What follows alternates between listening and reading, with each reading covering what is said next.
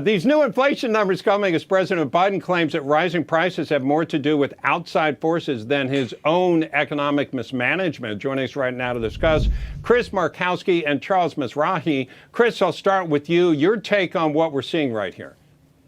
I mean, it's funny. We were talking about this last summer, and everybody was telling us transitory, and I'm like, no, it's not. It's going to get worse instead of better. And last week, actually, the San Francisco Federal Reserve put out a report basically saying that $1.9 trillion package that was put out by Joe Biden, that was basically fuel on the fire. Inflation's a monetary issue, and there's just way too much money sloshing around. The Fed is way behind the curve. I'd like to see them run off the balance sheet in a much, much faster mode because, again, we're getting nothing but bad news after bad news. And you talk about wages coming up.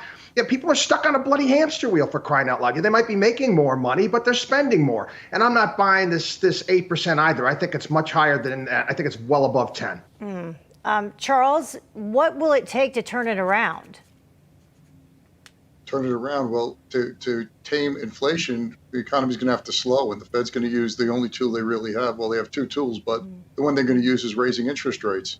Because if you don't get ahead of inflation, which they're playing from behind right now, it can just keep moving higher. So the real question is, are they going to put us into recession? And the track record really isn't that good. Over the past 16 times they've tightened, 13 out of 16 times we headed into recession. So that's my biggest concern.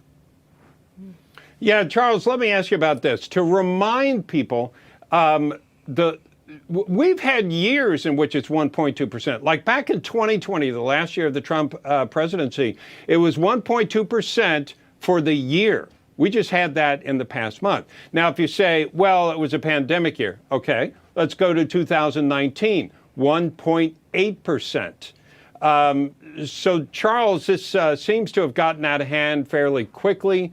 Has Biden contributed to that and the Democrats by giving people money, sending them stimulus checks, that sort of thing? Has that played a role? Oh, no question. We've had the worst combination of fiscal and monetary policy, I think, in the last 50 or plus years. You have an administration that there wasn't a bill they didn't sign to put more money into the system. And we were talking billions in the beginning. Now we're talking trillions of dollars into a system, right? Into an economy which was recovering from COVID, which the first stimulus seemed to work because it didn't raise inflation, as you were mentioning before. Now you have monetary policy, fiscal policy, which is just absolutely terrible. The Fed was denying it, as Chris was mentioning. They were saying it was transitory.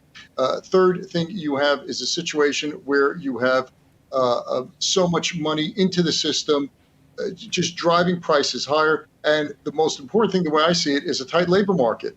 60+% of a business's expense is labor.